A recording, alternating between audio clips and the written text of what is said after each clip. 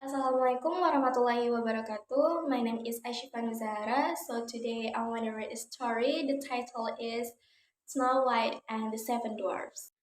Once upon a time, there was a little princess. She was called Snow White. Because she was white as snow, her lips were red as blood, and her hair was black as night. She was a beautiful girl, sweet and gentle. She lived in a palace with her father and her stepmother, the king and the queen. The queen was a beautiful woman, but she was weak and vain. Every day the queen looked in her magic mirror and asked, "Mirror, mirror on the wall, who's the fairest of all?" And every day the mirror answered, "You, my queen, you are. You are the most beautiful of all." Time passed, and the little Snow White became a beautiful young lady. Everybody loved her. One morning, when the queen asked her magic mirror, "Mirror, mirror on the wall, who's the fairest of all?" the mirror answered, "My queen, you are beautiful. It's true, but Snow White is more beautiful than you." The queen was furious. She planned a horrible crime. She called a huntsman and commanded him, "Take Snow White deep into the forest and kill her." "But, your majesty, the beloved princess," he said. "Kill Snow White and take up her heart," the queen commanded again.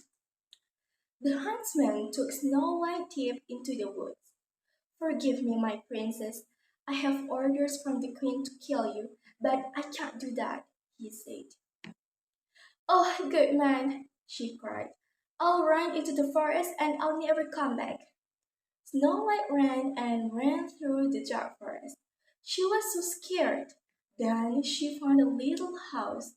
The door was open and she went in.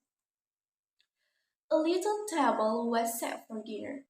7 little chairs, 7 little bowls, 7 little spoons, 7 little knives, 7 little forks, and 7 little mugs.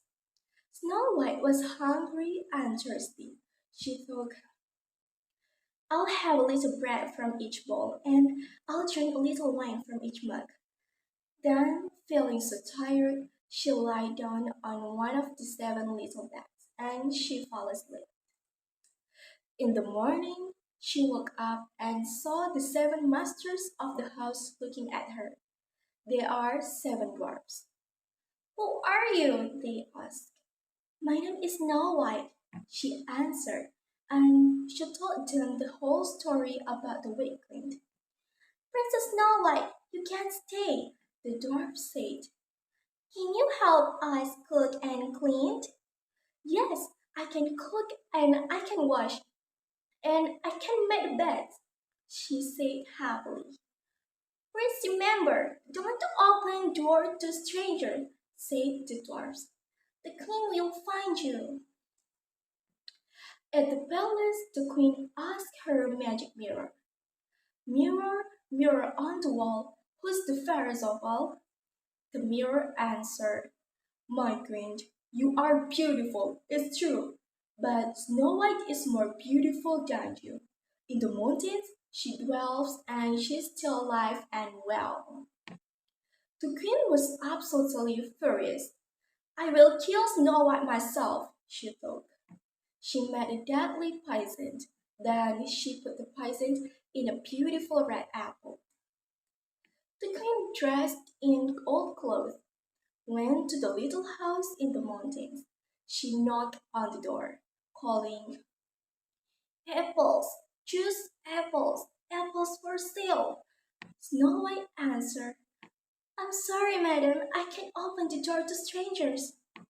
"Oh, I'm just an old woman. Open the window and take one apple, please," said the queen.